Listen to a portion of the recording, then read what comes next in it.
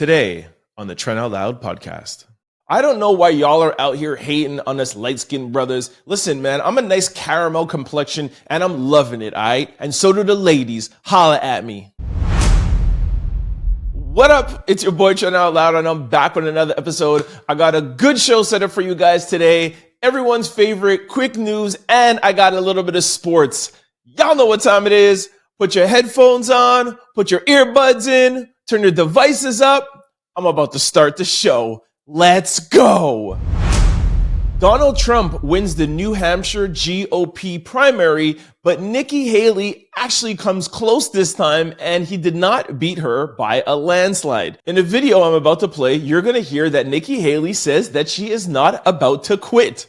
This race is far from over. There are dozens of states left to go. And the next one is my sweet state of South Carolina. Now the question is, will Haley stay in the race? Well, I'm a fighter. And I'm scrappy. And now we're the last one standing next to Donald Trump. And today we got close to half of the vote. Well, this is good news for anybody who's in the Republican Party who doesn't want to see Donald Trump win. Nikki Haley is not quitting. She is not going anywhere, and she's in for the long haul. As I reported a couple of days ago, Tim Scott is out. Ron DeSantis is out. Nikki Haley is the only one left in the Republican Party that is running against Donald Trump. And I feel like this race shows that she has some potential. It's not a lot of potential because in the overall polls, it shows that she's not close. But this primary, this primary shows that she was close in New Hampshire. And, for those who don't necessarily believe in polls, we're going to see the future primaries, and we're going to see if Nikki Haley can come even closer, or if she could even beat Donald Trump. Here is what Donald Trump had to say. And then I looked at the polls. He was talking about most winnability, who's going to win, and I had one put up. I don't know if you see it, but I have one put up. We've won almost every single poll in the last 3 months against crooked Joe Biden, almost every poll. And she doesn't win those polls. And she doesn't win those. This is not your typical victory speech, but let's not have somebody take a victory when she had a very bad night. She had a very bad night. So you guys know I've been following this race really closely. I feel it's really interesting. I'm really interested to see, who is going to make it out to be the Republican Party and who's going to run against Joe Biden. Let me know what you guys think in the comment section below. Do you think Nikki Haley should concede? Should she just get out the race now and concede to Donald Trump? Or do you think that she should stay in? I personally think she should stay in. I think she should keep on fighting. I don't think she'll eventually win, but I do think it's interesting to show that Donald Trump is not the forerunner and not that everybody should concede to Donald Trump. I think it should be up to the voters. And I like Nikki Haley. I like that Nikki Haley is giving Republicans an option. Let me know what you guys think in the comment section below. All right, you guys, sound the bell. It's time for quick news. Tristan Thompson, a local Toronto Brampton boy, has been suspended for 25 games for violating the NBA's anti-drug program. According to ESPN, on Tuesday, the league announced that he tested positive for performance enhancement drugs, and his suspension will officially kick off on Wednesday as the Cavaliers meet the Bucks. When I first heard about the story, I thought it was really weird. I thought it was like some recreational drugs like weed or alcohol. But I mean, I don't know. Why would Tristan be on performance enhancement drugs? I feel like there's got to be more to the story. If anybody knows anything, please let me know in the comment section below. Jess Hilarious comments on DJ Envy and Charlamagne the God's question if we, the public, are giving SZA her flowers or giving her the recognition that she deserves. But she's in the news, not necessarily for her views on SZA, but she's more in the news for how she commented, and it feels like she's throwing some shade at DJ Envy and Charlamagne. Jess writes, "These dudes trash. Envy, shut up. I know artists be pissed when old heads do this. Now everybody negatively comparing SZA to Mary J. Blige. And that ain't even her fault. She has her own identity. So it's not so much like her opinion. She has a right to her own opinion, but she's more in the news because we still want to know why Jess Hilarious is not the third co-host on The Breakfast Club. You guys know I'm a big fan of the Breakfast Club. I watch it every morning before I even do my own podcast. I get a lot of my stories from there. I digress. But we still want to know what's going on. Who's going to be the third co-host of The Breakfast Club? Jess Hilarious over the Christmas holidays announced that she was going to be the third co-host. They came back January the 8th, and there's no co-host, and nobody has yet to address it. There's one time that TMZ caught up with Charlamagne and asked him, and he said this. I got to ask you, because everyone wants to know, where is Jess? What's going on with our new third host? Jess has a podcast called the Carefree Reckless Podcast on the Black Effect iHeartRadio Podcast Network. She's doing stand-up. Just doing her thing. Well, I guess the better question is, where's our third host? That is a great question. I would really like to know the answer to that. I mean, I just came from downstairs. It was just me and Envy doing the show again. I thought Jess was the host. She made an announcement, and we were all excited to have her. Did she renege, or or do you not know the status of it? I don't know. If anybody has any idea what's going on, is it because Jess announced it too early? Was there something wrong with her contract? Like, what is going on, and who is going to be the third co-host? YFN Lucci will only be serving 4 more months in jail, and then he'll serve the rest of his time on probation. I haven't been covering too much of the Young Thug trial, but this is a major development of what's going on. For those of you who don't know yet, I mean, there's a big RICO trial against Young Thug and the YSL. They don't want to call it a gang, but the YSL group, music group. And this is a major development. According to WSB-TV, on Tuesday, the rapper pled guilty to 1 count of violation of Street Gang Terrorism and Prevention Act. The prosecution proposed a 20-year sentence with 10 years to serve. As part of the plea deal, Lucci will get time served towards his sentence, as previously reported by authorities back in 2021. Reports say that based on Lucci's plea deal, the state has agreed to write a letter to the Probation and Parole Board, which will not oppose his early release. The news outlet notes that while present in court, Lucci apologized to the victim's family as well as his family and friends. Here's a video. First off, I want to say my heart goes out to my friend James Adam and his family. Also, I want to apologize to my family and my friends for putting them through this stressful process, and I would also like to apologize to the court. Britney Spears has been banned from the Four Seasons Hotel in LA for allegedly going topless in the pool area. Britney Spears, who owns a $14 million mansion just minutes away from the hotel, has been a longtime guest at the 5-star family-friendly establishment. During one of her stays, the 42-year-old even shared photos on Instagram of herself naked, although her breasts were covered up, while at the hotel relaxing. Sources mentioned that the hotel attracts high-profile and wealthy guests who spend significant money for their business and leisure time. These guests do not want to feel awkward or uncomfortable due to Britney's actions. The hotel says despite being an A-list celebrity, she could not do what she pleases at the Four Seasons Hotel. I don't understand what has gotten into Britney Spears over the past 2 years. The only thing that you hear from Britney Spears is her being naked online, and now you hear her being naked at hotels. I don't understand. Britney, just release some new music. A pastor in Colorado is being accused of pocketing $1.3 million in a cryptocurrency scheme, and he admits to doing it and says the Lord told him to do it. Caitlin and I are being charged in a civil charge from the Colorado Securities and Exchange Commission for basically selling millions of dollars worth of cryptocurrency that is deemed worthless. The charges are that Caitlin and I pocketed $1.3 million, and I just want to come out and say that those charges are true.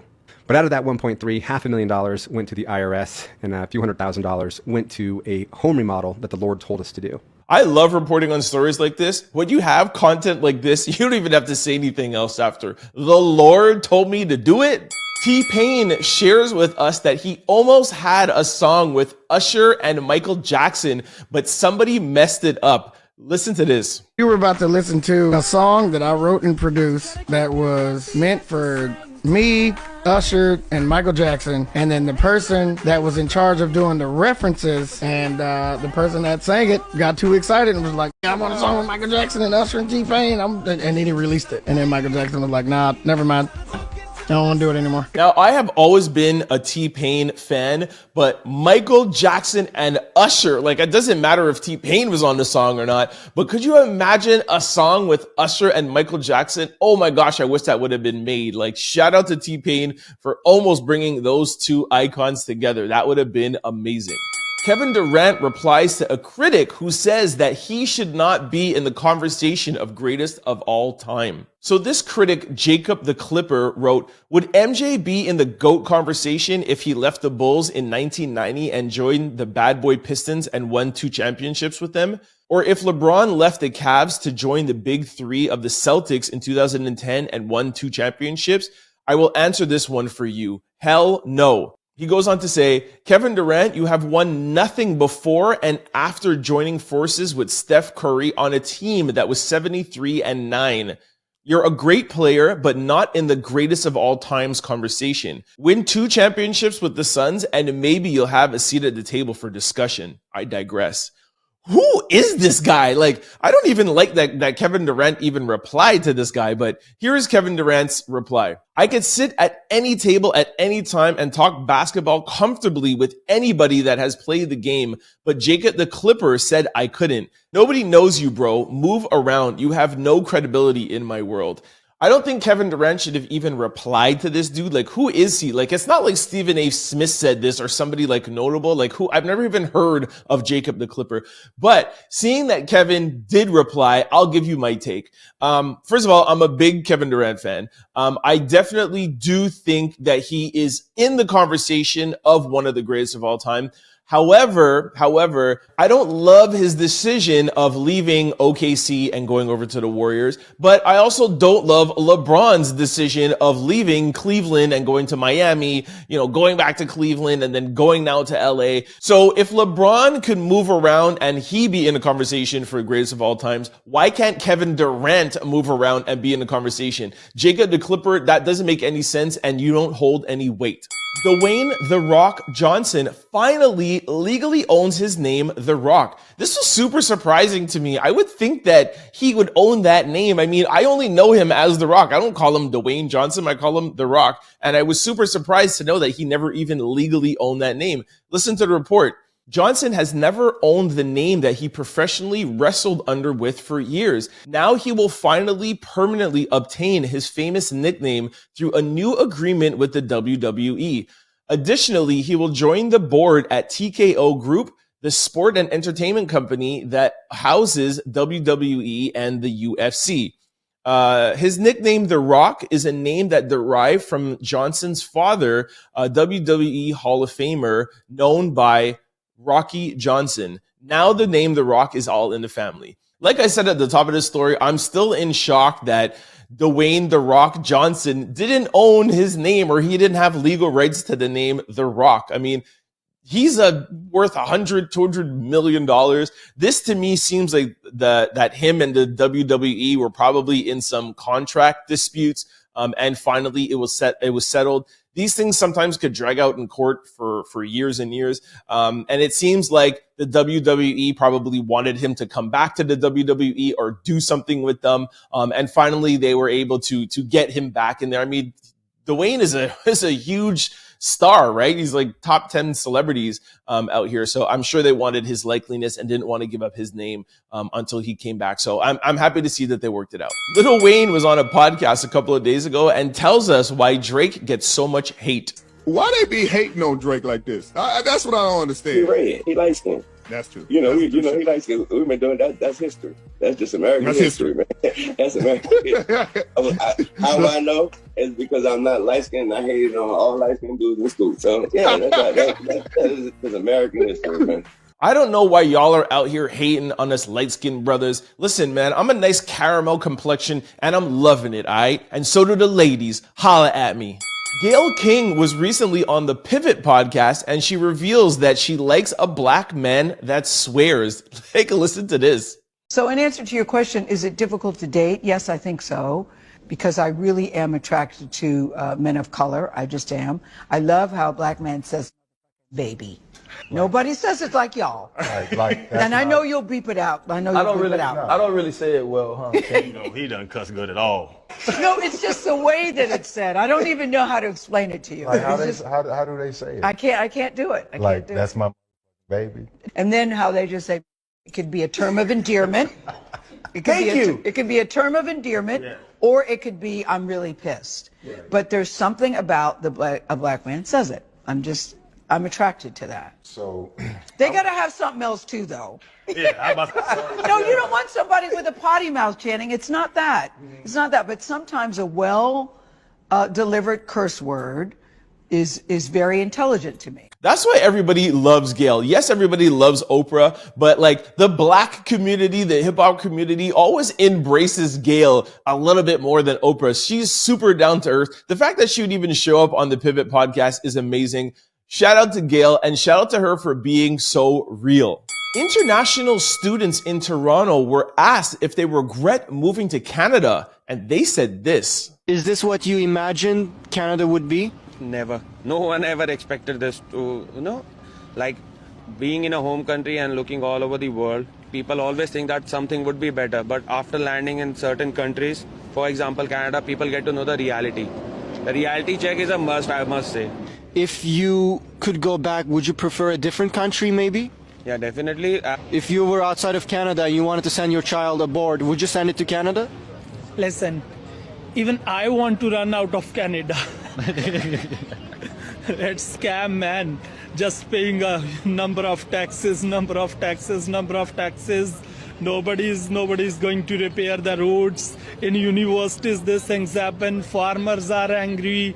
Other business owners are angry with government. Yo, could they just not move back to their country? If anybody is listening to this that has any connections in the immigration office, please send this clip to somebody in the immigration office and try to connect with these kids and please let them go back home. If you don't like it here, just be out. All right, this moves us to question of the day. What movie didn't have a sequel that you wish had one? As you know, I had to go to the comment section because that's where you get the best answers to questions of the day. Somebody wrote Titanic, which would have been a great sequel, but how could you have a sequel to a movie that's a true story? There is no sequel. Fifth Element, that's a really good one. That one should have had a sequel for sure. Training Day, somebody wrote Training Day. I would love to see a sequel for Training Day. Hancock, that would be really good too. Will Smith. Somebody wrote I Am Legend. I actually think they are making a sequel to that, and I think Michael B. Jordan is actually going to be in it. Somebody wrote Crazy Rich Asians. I think I watched a little bit of that movie. I don't know, but okay. Salt with Angelina Jolie, 1000%. Set It Off. Yo, that's such a good one, man. Set It Off right now. Queen Latifah, Jada Pinkett, Vivica Fox. I can't remember the name of the other actress, sorry, but that would be a great sequel.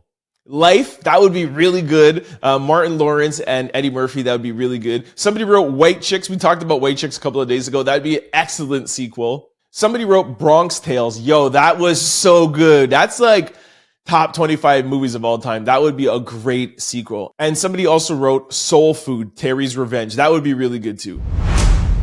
All right, this brings us to sports news. There weren't too many games yesterday, and of course, everyone's still just waiting on this Sunday NFL. But there is some news in the NBA world. Doc Rivers has been named the new head coach of the Milwaukee Bucks. I heard yesterday that the head coach for the Milwaukee Bucks were fired, but already today, Doc Rivers has been replaced. I didn't even know this was going on. Anyways, I'm happy for it. I love Doc Rivers, and of course, you guys know I'm a big Bucks fan. That's my team in the East Coast. So shout out to Doc Rivers. All right, let me read some NBA scores for you. The Nuggets beat the Pacers. The Knicks beat the Nets. The Pelicans beat the Jazz. Thunders beat the Trailblazers, and the Clippers beat the Lakers. I missed that game. I really wanted to watch it. Shout out to the Clippers. And in hockey news, the Stars beat the Red Wings. The Senators beat the Canadiens. Oh my gosh, the Canadiens, man. Listen, it's been 3 days now that I've been reporting on the NHL, and every time I talk about the Canadiens, they've lost a darn game. Damn it.